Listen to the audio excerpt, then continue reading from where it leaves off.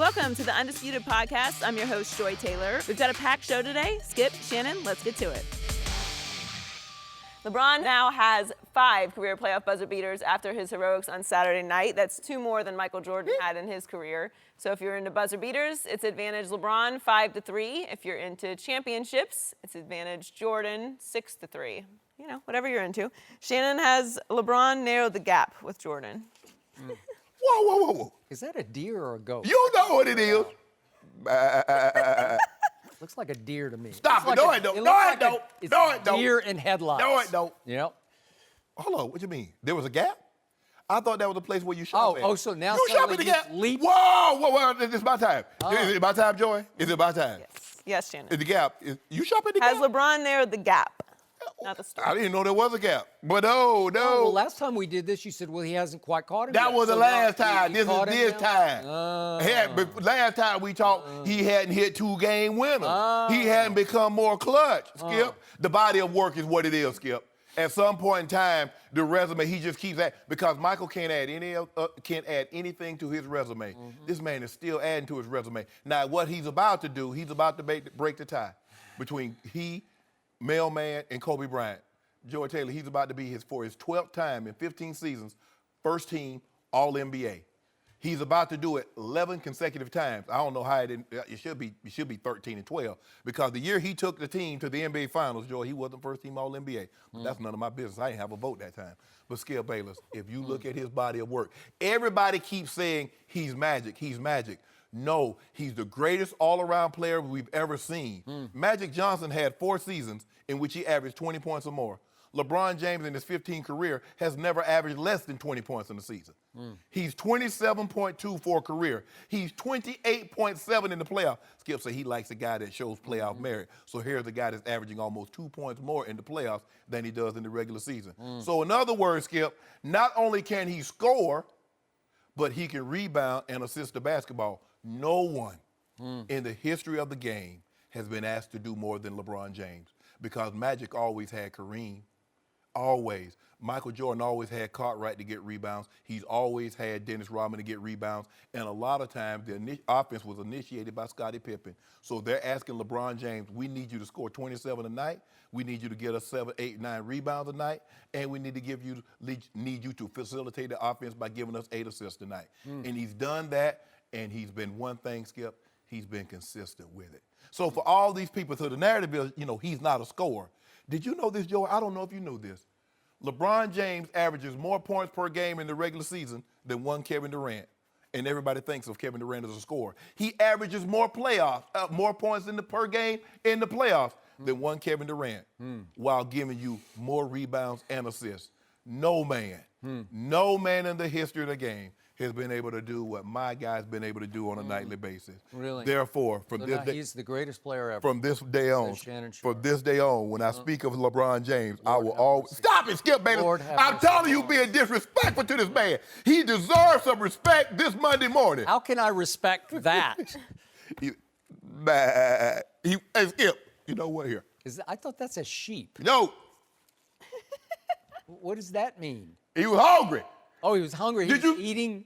Oh, he was foraging. Yeah. Oh, 'cause he's The more baby dinosaurs. Vegetarian. Yeah, baby dinosaur. He been eating baby dinosaur flesh the last 2 nights. No, he's not carnivorous. He just eats Oh, no. leaves, right? But Skip, did you see that toolbox he was in on Thursday night? Yeah. But that wasn't enough. He said, you know what? Skip don't believe it. Skip don't believe what he just saw. So what I'm gonna do on Saturday night is I'm gonna hit a game winner walk off. And so all this whole narrative about Michael Jordan be more clutch than me. Yeah.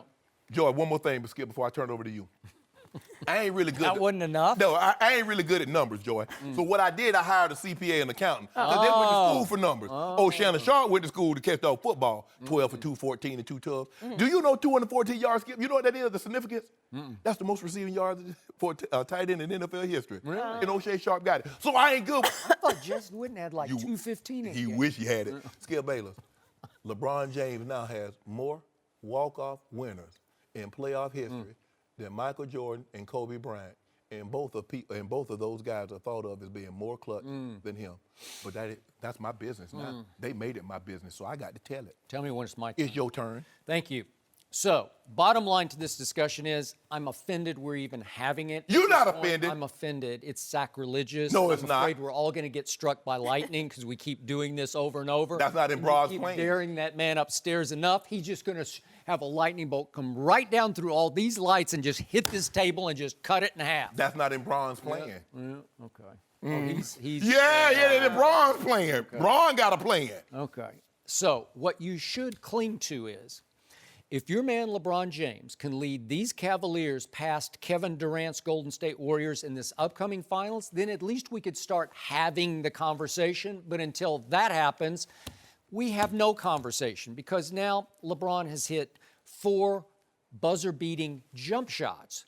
But jump shots, I'm not going to count that little. Oh, yeah, it's a game winner, It's a Skip. layup. It's a layup. Ask Patrick Nobody Ewing guarded him, and he laid it off the glass. Ask Patrick Ewing how hard layups are. He didn't even dunk it. He just laid it off the glass. These are higher degree of difficulty, and the highest degree of difficulty was the one he made, obviously, Saturday night. But he has 4 in 227 playoff games. It's a lot of games, because he's played longer than Michael played during his stretch of 13 years in Chicago. So it's 15. Well, when you get knocked out in the first round, it's hard for you to advance. If you'd have kept going, you could have played some more games. Yep. So he has, in his regular season career, only 2 walk-off jump shots, buzzer-beating jump shots. He has 2 in his career, and he's played 1,143 regular season games. That's a lot of games. So it gets us back to, as Joy pointed out, 6-0 in the finals with 6 MVPs versus 3-5 in the finals for LeBron with 3 MVPs. So the 3 times he won it, he did win the MVP. So I'm going to give him that. But he's facing 3-6, and then you're going to have a hard time wearing that thing. But here's the thing, Skip. So I just want to know, if we're only using championships as the barometer to say who's GOAT. Okay, now that it's Bill my Russell. turn, time reclaiming. Oh, you reclaiming your time? Okay. Thank you very much. Do you realize, blind witnesses out there, that Michael Jordan has 5 season MVPs and only 13 Chicago seasons to LeBron's 4 season MVPs and 15 Cleveland seasons? So that's a little advantage to MJ. No. He played 15 years, Skip. So MJ in scoring titles, regular season scoring titles, he has 10. LeBron has 1. Yes. Oh, that's not very good. MJ leads in all defensive teams. He made it 9 times to LeBron's 6. Okay. That's only in 13 seasons, obviously in Chicago. So that's big advantage to MJ. MJ led the NBA in steals 3 times, and LeBron's never led the NBA in steals. And MJ has played all 82 games 9 times in his career to LeBron's 1 in his 15th season this year. So that's a big advantage to MJ. And then here's a good one for you. Try this one. Michael Jordan beat 20 50-plus win teams in his playoff runs. 20 50-plus win teams in playoff runs to those 6 championships. LeBron has beaten only 10. So it's 20-10 in beating 50-win teams, 50-plus win teams in the postseason. Right. 20-10 MJ. And then check this out. Michael Jordan never had a teammate average more than 22 points in a finals. Not in those 6 finals. Right. It was Scottie Pippen had a 22. But Kyrie averaged 28 and Dwayne Wade averaged 26. So it looks like LeBron had a lot of help. Right? Hold on, Skip. Yeah, Hold on. that's See, a lot. I noticed 28 and Jordan, 26. Context matters here. But if you notice, Skip Bayless only says 13 years in Chicago. So I guess those 2 years that he played in Washington does not matter. Well, he took 2 years off that were he was just forced out the back door in Chicago. See, what I try to do is I try not to bring up things that has no bearing. He wasn't playing, so there's. But they didn't even count. Even though he wasn't playing, Scottie Pippen led that team to 50-plus wins. But who is that? But here's the thing, Skip. Why are we not talking about those 2 years in Washington? Did they not happen? They happened. Okay, hold on, time out. They're like age 30. What was it? 38 and 39. If he's the GOAT, he got to drag that team to the playoffs. If he's what you said he is, Larry Bird said he was Jesus in sneakers. That's what Larry said. You said he's the GOAT. I'm trying to figure out, why can't he lead that team to the playoff if he's every bit what you said he is? Tell me, and one more thing before I go. I want you to tell me the time that LeBron beat a team in the NBA Finals that had 3-4 Hall of Famers on its roster. Just let me know when good you're ready. ones, but No. all the tough ones came in the East. I've shown you that before. Do we need to start going through the roadblocks he had to get through in the East? You know what, Skip? Remember, that was back in the days. The least was the East was not the least, right? Skip, you know what? Had he gone to the NBA Finals in the 80s, Joy, I'd say, LeBron, there's nothing you can do. You would have to win 5 straight NBA titles. You'd have to win 3 MVPs. So you'd have to be 7 and 8 to pass Michael Jordan. But Michael Jordan didn't sniff the finals. He didn't. As a matter of fact, he didn't sniff the Eastern Conference Finals in the 80s. Didn't sniff them. He didn't go. Hold on, one more thing, Skip, before I let you go. I'm gonna turn it over to you. I'm gonna let you have your time. I think I just got disrupted. No. I think it just got stolen. In the 80s, when the Celtics were in their apex, when their prime, when the bad boy Pistons were in their prime, Michael Jordan couldn't see them. And you remember in 1990 when they lost in was it 89 or 90? I think Scottie Pippen had that migraine. He couldn't play, and Michael had to go it alone. Can you tell the people at home that didn't watch that game how it ended? That's way before my time. Hey, but don't do that, Skip. Skip Bayless, why you keep talking about this before your time and you preface everything by you been covering sports for 44 years? Yeah. So my final stat is, my favorite stat is PER, player efficiency rating. Yes. Through all their playoff games, Michael Jordan is a 29, which is extraordinarily high in Yes. PER. Yes. And LeBron, as all-around great as he is, and he is all-around great, he has more all-around gifts than Jordan had, or at least takes advantage of his gifts more than Jordan. Jordan was mostly a scorer and a defender. Correct. LeBron obviously is a passer. Yes. There's no better passer in basketball today than LeBron James. But in this case, PER is 29 to 28. So Michael's still 1 point ahead of him in PER. That's pretty extraordinary for a guy who doesn't pass the basketball. But what you call it? But LeBron has played almost 50 more playoff games. And Thank you for that. If you don't that's mind, why he's got the buzzer beaters. But He's got Joy, 50 more that's what happens. When you get knocked out in the first round, you don't get a chance to go to the second and the finals. So that's what happens. Had he not gotten swept his first 3 years in the NBA, he could have been playing a bunch of games. But he couldn't, and he didn't. And just because we're out of time, Joy, I'm not going to rub it in on free throw shooting because it's pathetic the way LeBron has shot the free throws, especially in late game situations, in playoff moments, because of those with 3 or more attempts since LeBron came into the league. He's dead last. I'm sorry. He just is. From now on, I will only preface LeBron. When I say LeBron, I will say GOAT. I will call him GOAT James. Yeah. Yep. GOAT James is his name. You are definitely not getting in that Jordan party for All-Star next year. I can't. I don't think so. Okay. I'll put it down. By the way, in 2011, wasn't he just the literal GOAT? Hold on, Joy. You remember that? The meltdown? You know what, Joy? Wait, did Michael Jordan ever melt down in a finals? You know I don't what? remember that. My producer asked me, said, what were these leads for? I said it was for a trap that I set for Skip, and I knew he would walk in. That's 2011 team. That's the same team that beat Kobe and the Lakers that won the championship the year before in 5 games. That's the same team that beat OKC with James Harden, Kevin Durant, Russell Westbrook. They beat them also. That was that same 2011 team. The same Mavericks team that ran through Kobe Bryant, who had just won the finals in 29 and 10. But that's none of my business, Joy. But your chosen one became the frozen one in that finals. You know it and I know it. You can't erase it. What happened to Kobe? You can't sweep it under What the happened to carpet. Kobe? This is about Michael Jordan versus LeBron James. I'm just asking, if Kobe was, but you keep saying, everybody keep telling me, why couldn't Kobe take down? Because Kobe, it was supposed to be LeBron and Kobe in the finals anyway. Why couldn't he do, what about Kevin Durant and Russ and Harden? I just know Michael's better than... No, he's not. No, he's not. No mercy. Hey guys, it's Joy Taylor. Before the show moves along, I wanted to talk to you about Buffalo Wild Wings. This time of year brings us 2 things, graduations and Father's Day, and the gifts that go along with them. Before you buy Dad another tie or that grad a balloon that will probably float away, ask yourself this. Does my dad or grad like wings or sports, or better yet, both? If the answer is yes, then get them a Buffalo Wild Wings gift card. Right now, if you purchase $30 worth or more in-store or online, they'll give you a $5 bonus to keep for yourself. That's a gift that gives back. How generous of you. Buffalo Wild Wings, wings, beer, sports. Terms and conditions apply. Now back to the show. No mercy. LeBron hit his second buzzer beater of the playoffs on Saturday night. He hit a floater off the glass to beat the Raptors and give the Cavs a 3-0 series lead. LeBron finished with 38 points on the night. We're joined by FS1 NBA analyst Chris Broussard. Welcome, Chris. Thank Good morning. you. Good morning. Good morning. Chris, how impressive was the shot? Great shot. I mean, tremendous shot. And Skip, we've talked before about how most of LeBron's buzzer beaters had been when you can't think about it, you just kind of react. You catch and shoot, you catch and react. He's a guy that is a thinker, and sometimes you can overthink if you're that type of person. This one, though, he had time to think, obviously. I mean, he took it full court. And what I loved is he shot it with so much confidence, like you knew it was going in. It obviously was a beautiful shot going off 1 foot. I think he meant to go glass softly, the follow, like. Bet it. Incredible Tim Duncan-esque. shot.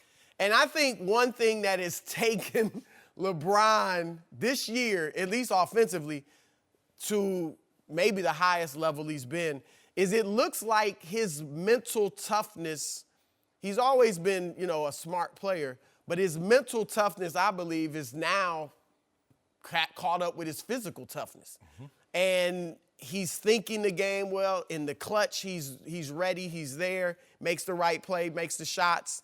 One thing I'll say about it, though, and Rob Parker, we did our radio show yesterday, The Odd Couple, he brought up a point that was a good one and it's true. This was a great shot. I believe it was clutch. I'm not sure Rob does. Not sure Skip does. I saw your tweet, though. But it was not the ultimate challenge because it was tied. Not saying it wasn't a great shot, but if you miss, you go to overtime. Mm-hmm. So that is a different situation. He has made shots like that.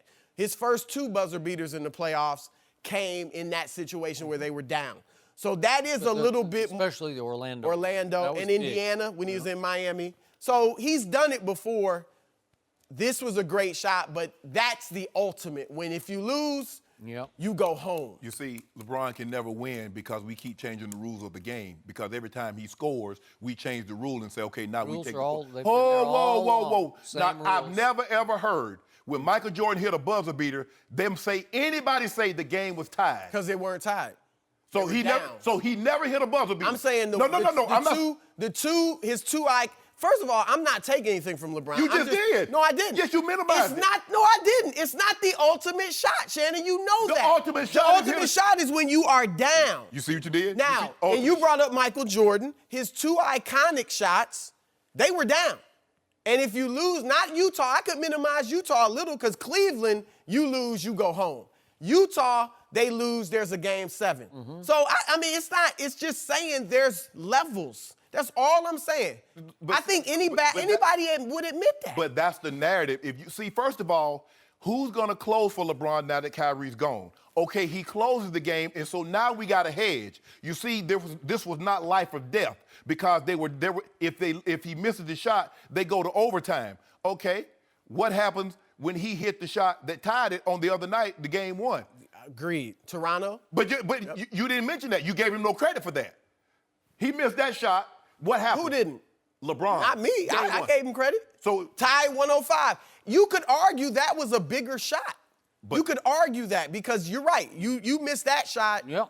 You lose that game. I just want to know, when did we start with the narrative? We've seen guys so many times hit a shot when the game is tied, they win the game, we give them credit for hitting the shot. Now with LeBron, we got to parse everything. The game, it was still this much second on the clock. It was the first round, it was the second round. Well, if he missed the shot, the worst thing that could happen to go to overtime. We never do that. When Tom Brady sits the guy out for a game-winning field goal and the game tied, doesn't nobody say, well, Tom had an easy job because no, we just give the guy credit. At some point in time, we got to say, you know what? LeBron James is great. He's clutch, and leave it at that. But that's not what we do with LeBron. He's the only superstar that we do that with, is that we parse everything that he does to try to minimize his greatness. You can't. You said he wasn't clutch. He's clutch. You said, okay, let's do, instead of what he did in Minnesota, that's the regular season. He do it in game 1.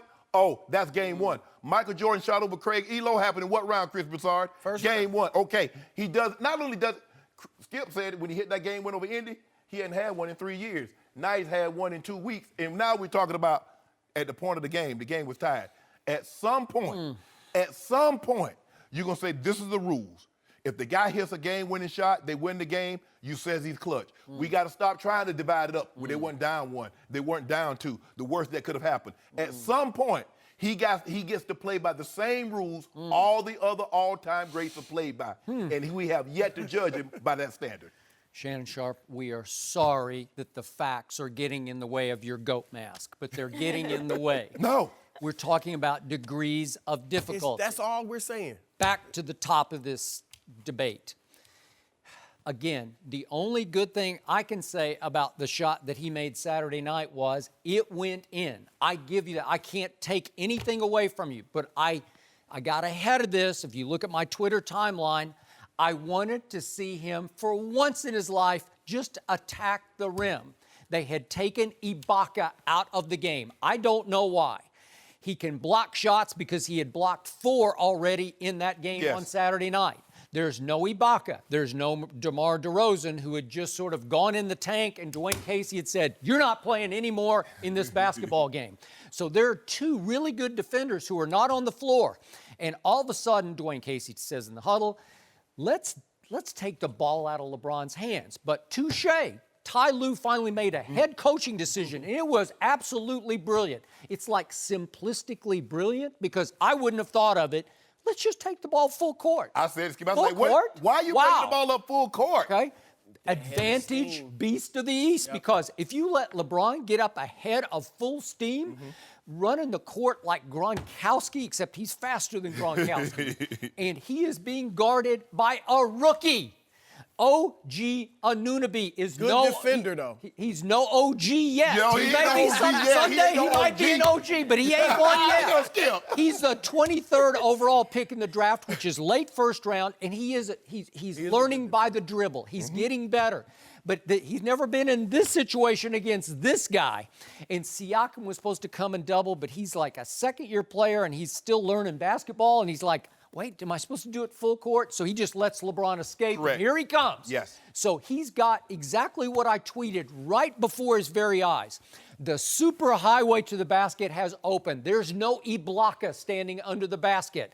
And LeBron has a step on Anunoby with the right hand. And again, he's not known for going right in these situations, but I'm thinking he is just going to power down the lane, and I believe he could have walk-off dunked it. I just believe it. Somebody might have come to challenge him, but I'm not sure about that. Well, Kyle Lowry had come over, but here's the thing. Let's just say for the sake of argument, he goes all the way to the basket. Kyle Lowry picks the charge up. What's everybody going to say, Chris? Why not pull up and shoot the jump shot? The thing, what made the shot so hard, he's going and this is the way you want him to go. You want him to go left-handed. He likes going left. He does. Allow me to finish. Go ahead. I'm going to quote the great LeBron James after the game. The level of difficulty on that shot was extremely difficult. Don't try this at home. Right. That sums up my case against this shot. He picked the single hardest shot you could have picked on the floor at that point. He's running left. He's shying from the basket. He's got Anunoby still on him, and he's going full speed to the baseline and goes up off 1 foot and shoots a one-handed leaner. Yes. Going full speed the wrong way, and I'm still not sure he tried. I'll give you the benefit of the doubt, but I'm not sure. I'm not sure. I'll tell you why. Confidence. But the backboard has almost disappeared at that point because you're going full speed to the baseline. There's not much backboard left. He let it go. But here's the thing. There's not much, and you got to barely kiss it. Just barely tick a little bit of the backboard to drop it in. And the odds are, and I know, if you're running that fast full speed, that your shot is going to lean left a little bit, so it might have been a little offline and it ticked the glass and went in, but I don't know. I'll give you the benefit. I'll say a few things about that. One, and I've talked to LeBron James about this over the years. He'll fool around in practice and stuff. He is great at making these incredible horse shots. Yeah, horse. Exactly. That's the best way to put it. Horse shots. And that's what that was. A horse shot. That's what that was. Why would you force yourself to take a horse shot? But with I the game on the also line? think this. Why wouldn't you just pull up and shoot a jumper? Well, his jumper is going. In this series, his jumper is going. And I think he's got great confidence in his jump shot at this point. And to your point, if he goes to the rim, now I think there's a difference in making the pass out of confidence and I think that's the best play. Right. Versus, I don't want the shot. Right. Let me give it up. Right. I think if LeBron goes to the hole and a couple of defenders collapse, he probably kicks it. Not out of fear, He's gonna kick but it out cross of court he's because gonna Kyle kick Lowry it. left this guy. Yeah, exactly. But Skip, I would. Can we get to the elephant in the room? LeBron does not trust himself at the free throw line in late game playoff. come on. Well, I can show He you the would've gave stats. the ball He's got up. the single worst late game free throw shooting stat in playoff history. Well, you don't need to go to the free throw line if you make the shot. Okay. So Exactly. He may have given up the ball. Why hold the ball anyway? Hey, They could have fouled him on what the had jump. happened in this game? He made 9 of his first 9. Then with 2:38 left, whoops, he missed one. Then with 31 seconds left, he missed another one. And the demons are starting in his back of his mind. And again, when Kyle Lowry made a layup to cut it to 2 with 19 seconds left, who ran to take the ball out of bounds? LeBron James. Why did he do that? High IQ. I don't want to catch it and get fouled. But hold on. If there are better free throw shooters on the Cavs than LeBron. Right. And if you're in that situation Jeff where Green you has know not they're been. going to foul, you want your best shooter. Now, I agree. Jeff Green's not. But that's not the first time LeBron's taken the ball out of bounds. Right. And it's just smart basketball that you get it to a better So free throw timeout. shooter. So the GOAT, you've proclaimed him Yes. the greatest player of all time. Yeah, you moved him up from 3 to 1 now. He does not want the ball in late game foul situations. Is that what you're telling me? Oh, so you got to put your mask on because you don't want to speak. Here's because, the thing. Because you know what I heard Saturday night? Kyle Korver says LeBron James practices these shots every day. And Kyle says, I asked him What why. about the free throws? Hold Does he on, Skip, practice hold on, free hold on, throws? hold on, let me finish. Kyle Korver says he practices these shots every day. And Kyle says, I asked him, why are you practicing these shots like this? You're never going to use it. Oh, lo and behold, the shots that we see him practice come to fruition. So you know what would have been clutch to me, and I tweeted this. So I you was saying ahead of- that wasn't clutch? Okay, this would have been clutch to me. Take it to the basket, get hammered by 3 Raptors at the rim. Wait a second. And then go to the free throw line and stand by yourself and just make one of two with no huge pressure because you have overtime as a fail-safe. If you miss both of them, you get to go to see what you overtime. did? Yeah, let's be fair though, and I disagree with Shannon. You know, I wasn't trying to minimize LeBron's shots. I was stating the fact. But to say that shot wasn't clutch, Okay, and to but again, say why it would have you been take better the highest to degree of difficulty why shot go on the to court? the free throw line when you Why- are a 75% If you're the foul greatest shooter? player ever, you can create a much better shot. That's a than that. great shot. It looked good. It was one-on-one. It's a terrible shot. No, that was It's a terrible. great shot. And when Michael Jordan hit the shot of shots, the walk-off, why didn't he drive to the basket, Skip? Exactly. Why would LeBron James himself say the level of difficulty on that shot was extremely difficult? Because he's Is giving it- himself props. Okay. That's So- the bottom so- line. He's giving So himself props. I think he wanted to create the most difficult shot possible in case So if he missed, he it- could it- say, boy, that was See, hard. That's not fair. No, it is fair, 'cause Because it's you the know what? truth. Because look, we can look at Michael Jordan's the biggest, most iconic shot of He his took career. legitimate, We can look at that conservative- and say, you know what? Hold on. He shoved Bryant Russell out of the way. Am I wrong? Yeah. This is a free throw line jump shot. Okay, is that When not he a... shoved Russell? I know he did. I mean, but so- again, why did he go did to the- why did he did he go not to the hold the basket? post? Was that a hard LeBron shot? held there it is right there. Look He's at that. holding the Yeah. pole. Ah. I mean, we just got to be fair, man. So which was higher degree of difficulty, LeBron's or Michael Jordan's? LeBron's. It was a free throw. LeBron. Michael created a free throw. Same situation on the But run. he shoved somebody to get it. Nowadays, the NBA would have came out with Yeah, but in you know further what? review What's the upon like- further Those review. were the days when that they should have played been called a men's foul. basketball. It was a men's game. Chris, Well, I'm Chris, what's the serious. It likelihood was. You can run 15 miles an hour, shoot the ball, falling out of bounds, and kiss it off the backboard. How many guys you think That's can a do that? higher shot? difficulty. Oh, Come way on, to that go. shot Way was to go. tremendous. Yeah, but it was. What was the point of it? Why would you need to The make it point so hard? was, I'm the only man Oh, on earth yeah. that can make this shot. The point That's was, the point. if it misses, Give boy, me it was props. really Yeah, hard. That's the point. Yeah. In the words of Etta James, at last. No mercy.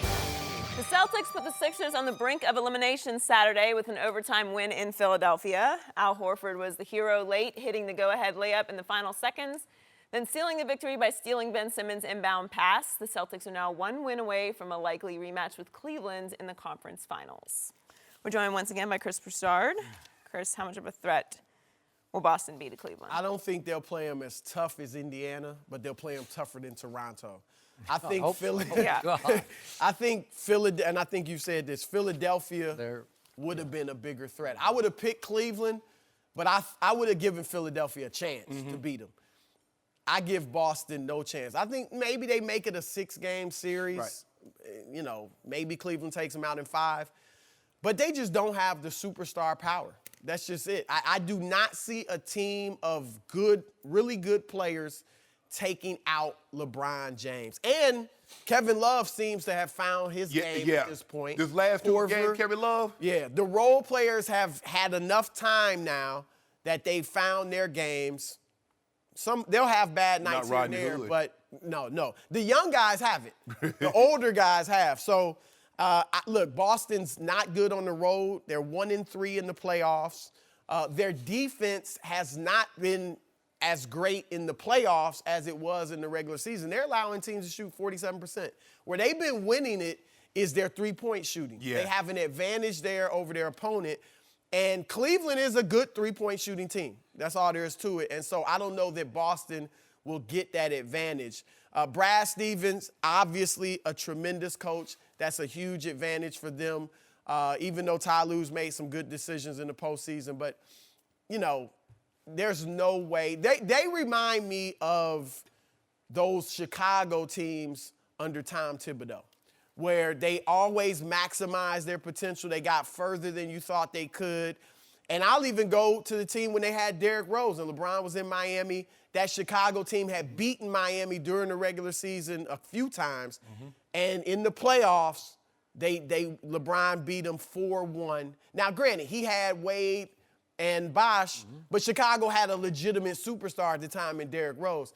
Boston doesn't have that. So, no, I don't see him. And Spo just says that Bron, Derrick Rose doing too much. And Bron put that old wet blanket and put that fire out, put him on ice. The thing is, Boston. You don't even have to do that against Boston. Wait, are you talking about the shot that he made? No. I'm talking about in the 2011 when they played against Derrick Rose. Derrick Rose was the MVP that year. I thought you were talking about the David Blatt mad shot. No. Another clutch moment for LeBron because James. he was mad. Because his coach is saying, we want the other guy to take the shot, right? It's almost like, Skip, it's hard for me to believe that even if the Celtics had Kyrie and Gordon Hayward, they would play better than this.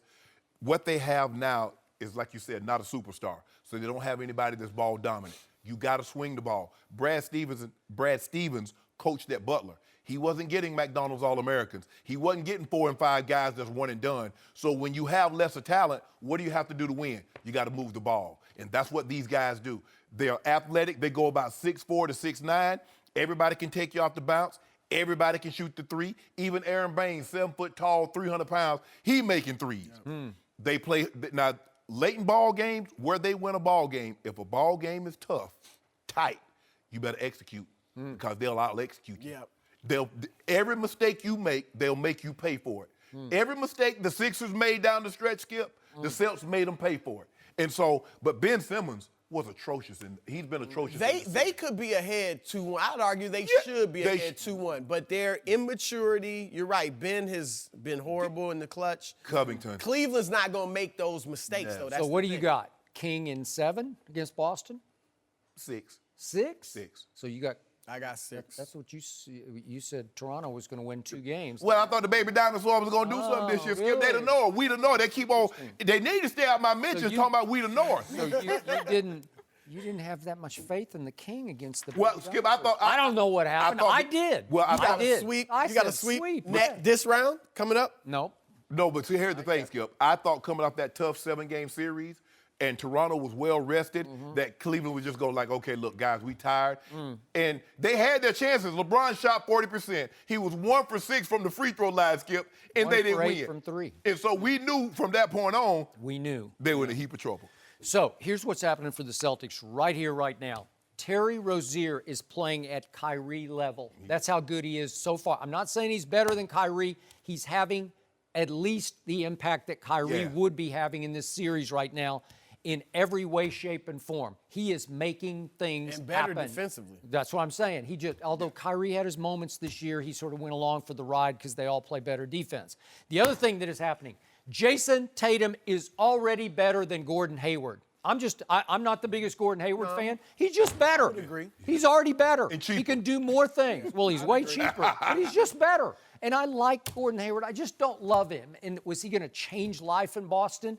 This kid is for real. Yep. And he just shows you game after game. He doesn't come and go. We haven't seen what's happened to Donovan Mitchell or to Ben Simmons. 5 straight games with 20-plus in the He just playoffs. keeps doing it. Every night it's the same from him. He's a stud. He's turning into a star. He is. Jaylen Brown isn't quite there, but he has star potential.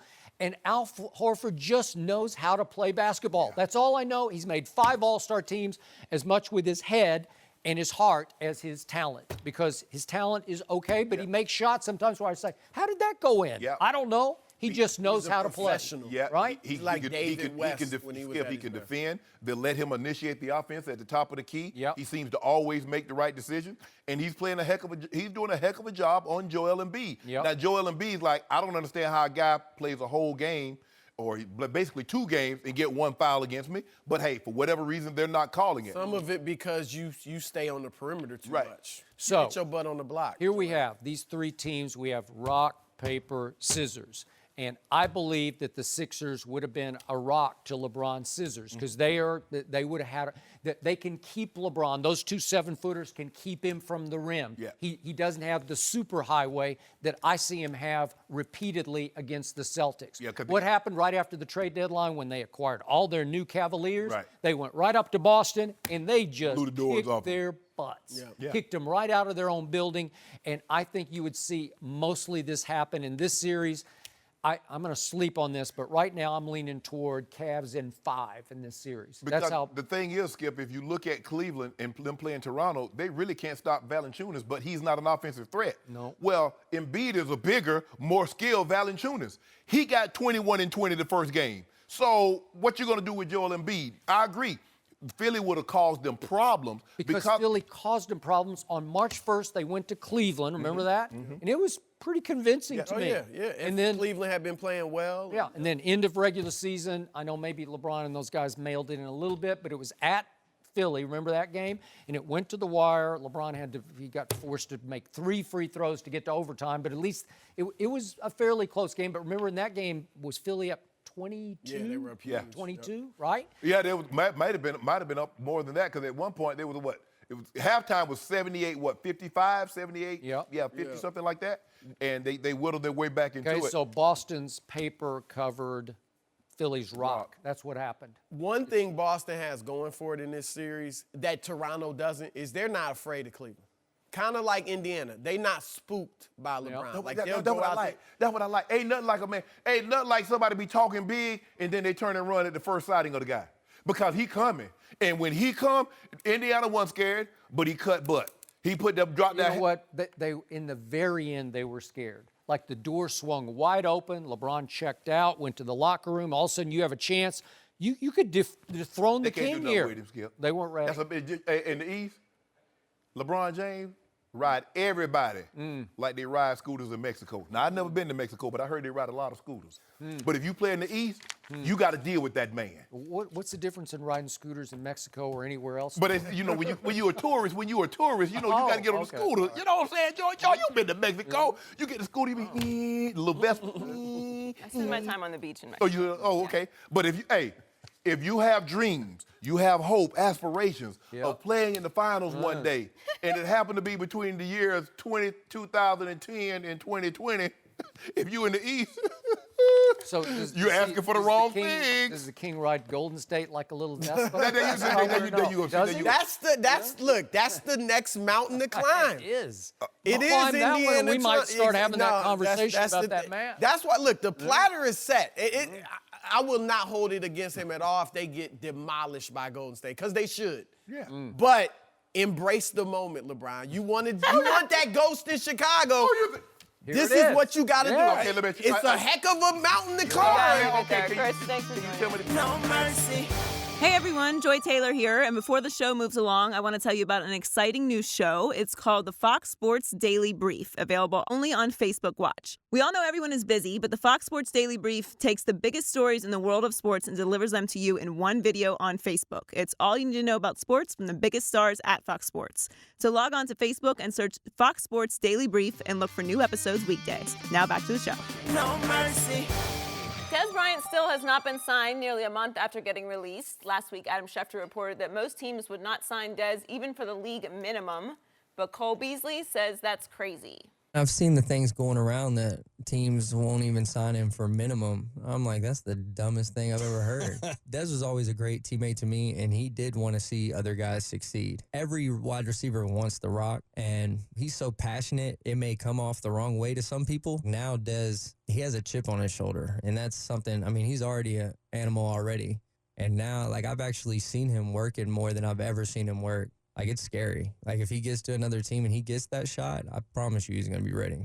We're joined now by Rob Ryan. Welcome, Rob. Good morning. Rob spent 2 years as the Cowboys defensive coordinator. Are you surprised that Des hasn't been signed? Absolutely.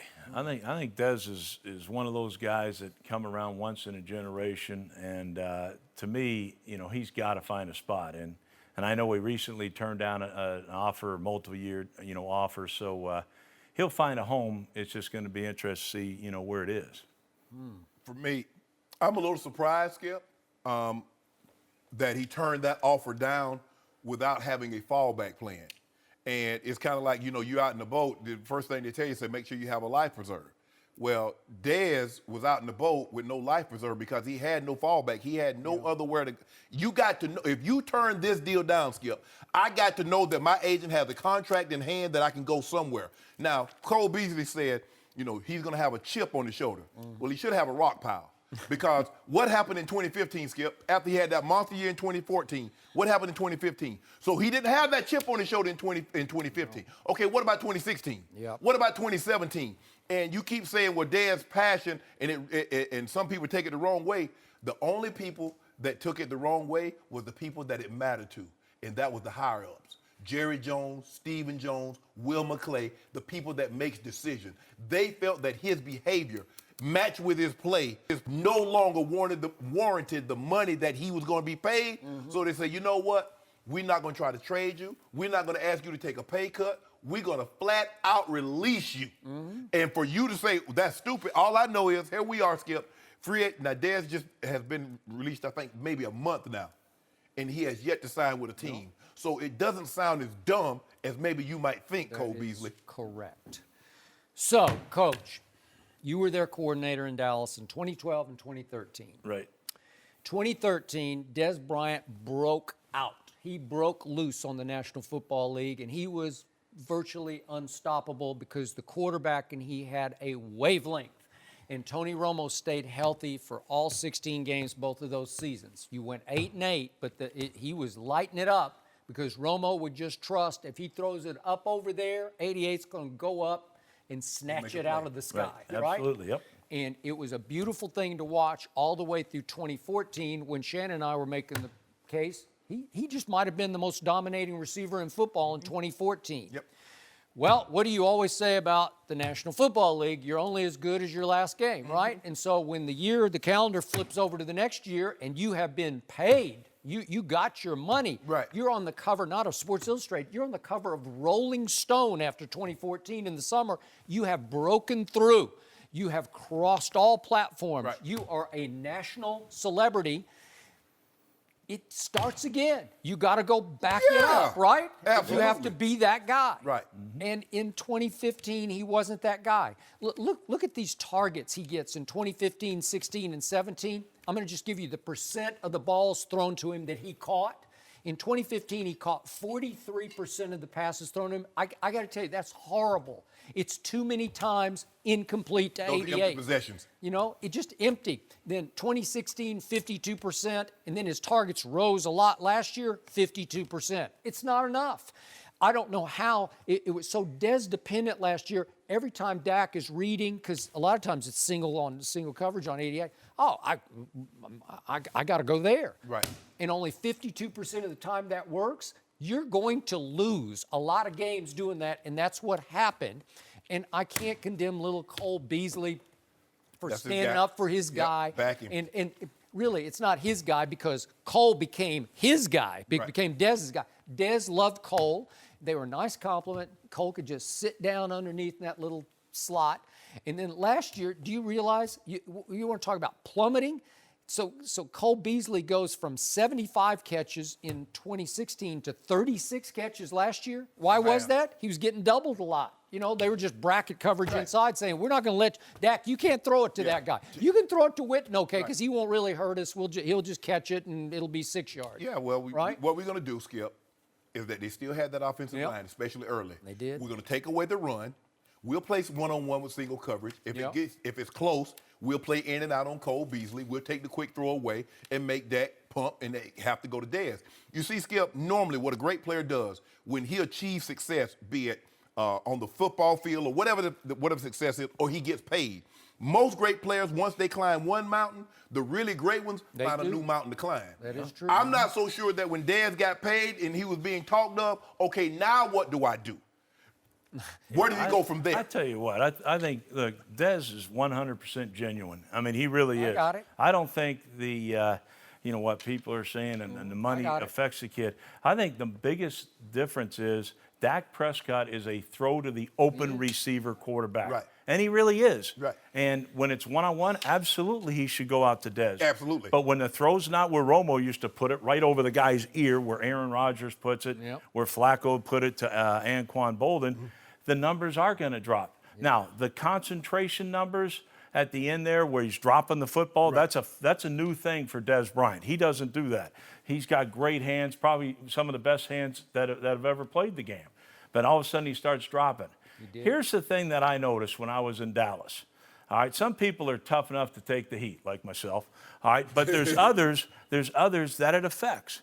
And look, they run out one of the best corners that have ever played the game in Terrence Newman, who had a lot of football left. Right. That media ran him out. And I don't care what it said, they were affected. The higher-ups got affected and ran him out of town. And by the way, he's still afloat. Yeah, and by the way, he's going to make the Hall of Fame, and he's still playing forever. All right, they've done that before. So could it get to Dez? Maybe it did. Maybe, hey, I'm going to try to do this. He's trying to do too much. Now he's losing his concentration. Here's the thing.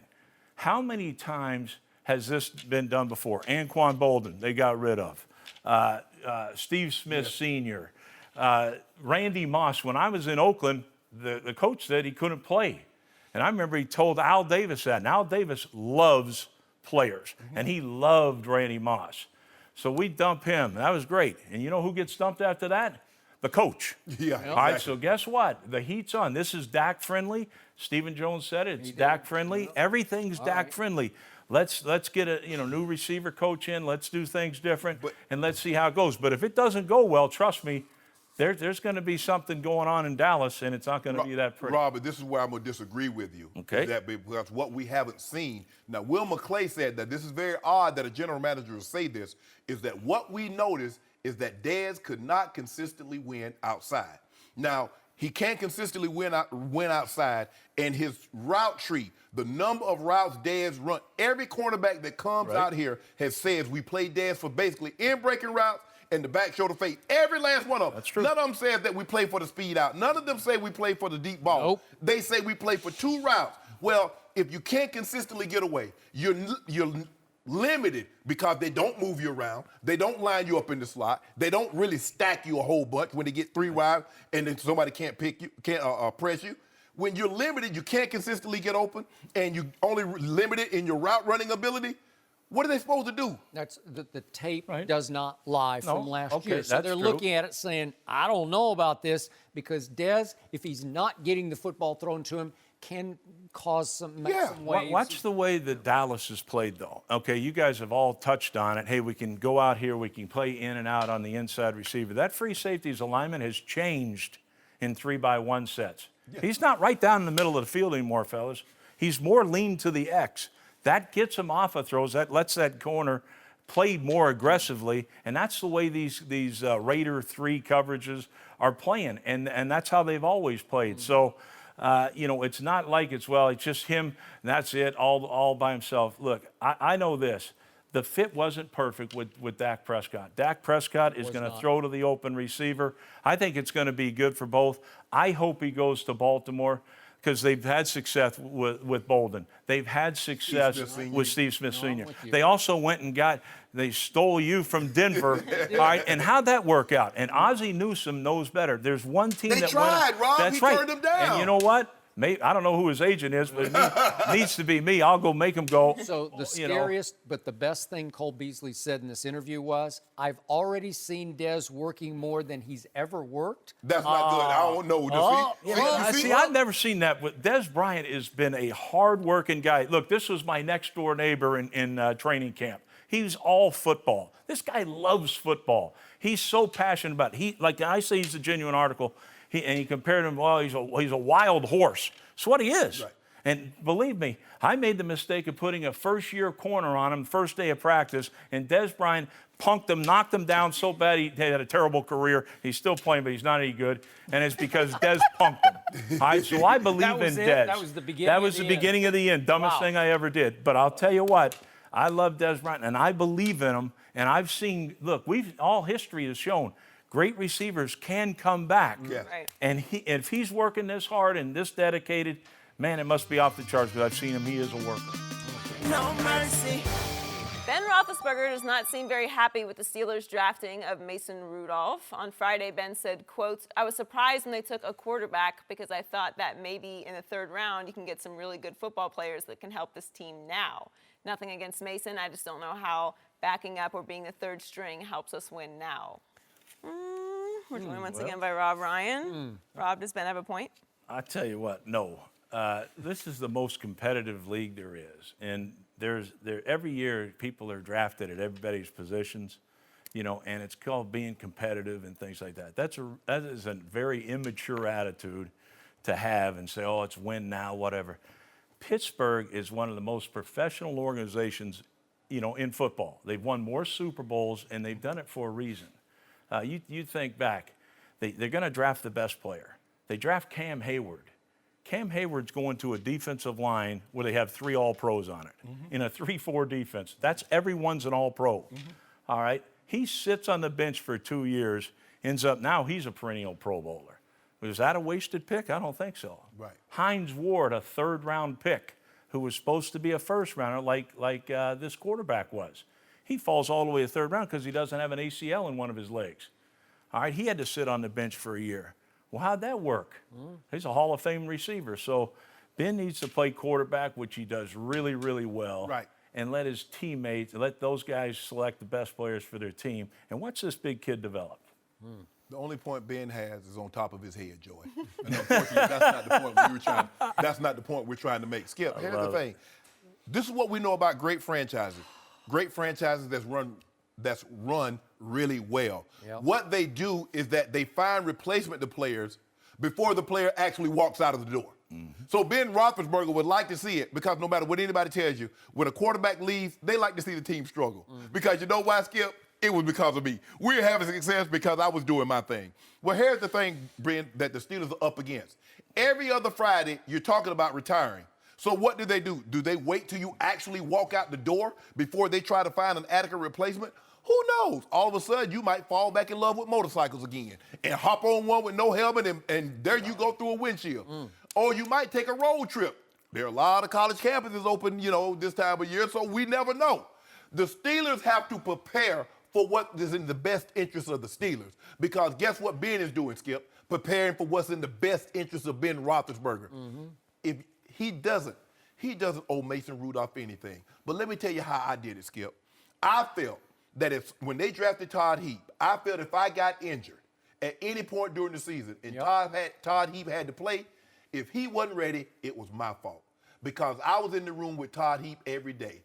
Not the quarterback's coach, not the head coach, not the offensive coordinator. It was Shannon Sharpe's job to share with Todd Heap the little nuances of what I've learned through the years and what could help him be successful. Did you? I absolutely did. And the one thing I told him is that never get beat in a game with what you've seen on tape. If you see it on tape, you don't get caught with that. Yep. If they show you something, they get to practice just like we do, Todd. But they're going to come up with something. Just react and play football. But Were you offended or hurt when they took him in the first round? I was neither, because they had made me financially secure for the rest of my life, and they put my kids through college. So I was nothing. I think, and when Ozzie told me they were going to release me, I said, Ozzie, I appreciate you giving me the opportunity to show that I was more than the West Coast offense. I was more than Mike Shanahan and John Elway. I thanked him. Ben, you don't. It had to hurt your pride a little bit, just a little bit. I You're a competitor. I was thinking, like, okay, so now what do I do? Are they telling me but Skip, I had gone to the Pro Bowl. Me and Tony Gonzalez tied for the most catches. I was in year 12. Tony, I think, was in year 5 or 6. We had tied for the most catches for tight ends in the NFL. So I felt I could still play, but I understood. Skip, they took this guy in the first round. They didn't take him in the first round to sit for 2 years. They took him in the first round to sit for a year. Mm-hmm. I get it. Ben, just think, if something were to happen to you, the only reason that the Philadelphia Eagles are Super Bowl champs is because they had a guy that prepared. Mm-hmm. Ben, if something were to happen to you and Mason Rudolph has to play, and you being selfish, like I'm not teaching him anything because he made a joke. Well, since he don't know, since I don't know him anything, if he asks me a question, I'm just gonna point to the playbook. Yeah, that gets laughs right now, but if that guy has to play, then what? Okay. You won't be laughing. So Ben is suggesting publicly that Kevin Colbert, the GM, lied to him ahead of the draft because he told Kevin Colbert, I'm good to play for 3 to 5 years, and he says Colbert assured him, I will not take a quarterback in the draft. That's what Ben says. I think Kevin Colbert meant not high, not in the first round, right? Exactly. I'm not going to take one of the stud quarterbacks and say, we're on a fast track to replace you, right? So what happens in the draft? They take that Terrell Edmonds with their first-round pick, the linebacker, safety, I think. And then they get to the second round. You're going to take a second-round quarterback? No, you're going to take that quarterback's receiver. You're going to take James Washington from Oklahoma State, who caught all the deep ball touchdown passes from Mason Rudolph. Give you some help. Okay, so you gave that to Ben Roethlisberger, a new toy, and he will be a toy to be reckoned with.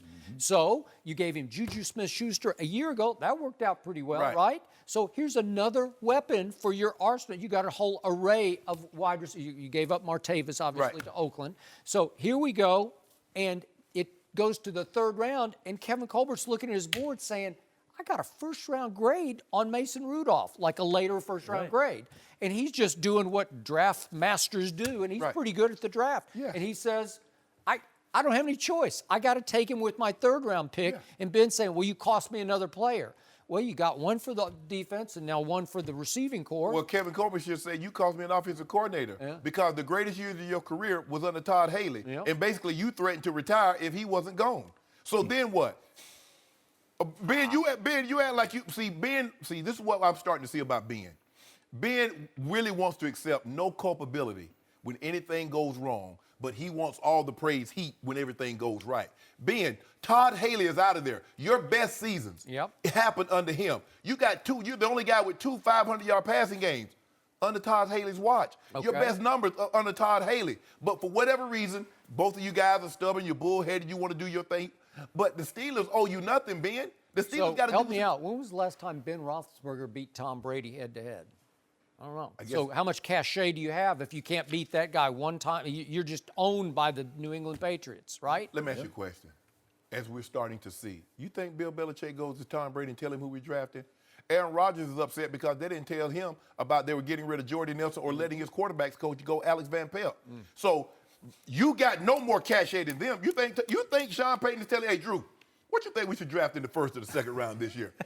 Ain't nobody got that kind of service. Ben, do you actually believe that the Steelers owe you that much, that they need to tell you who they're going to select and when they're going to select them? Well, a year ago, New Orleans took Marshawn Lattimore in the first round. That didn't help Drew Brees immediately. It just helped the defense, right? Can I break some news to Ben? The style of play that you play, you ain't got 5 more years in you, bro. I don't think so. You don't play like Tom Brady. You take too many hits.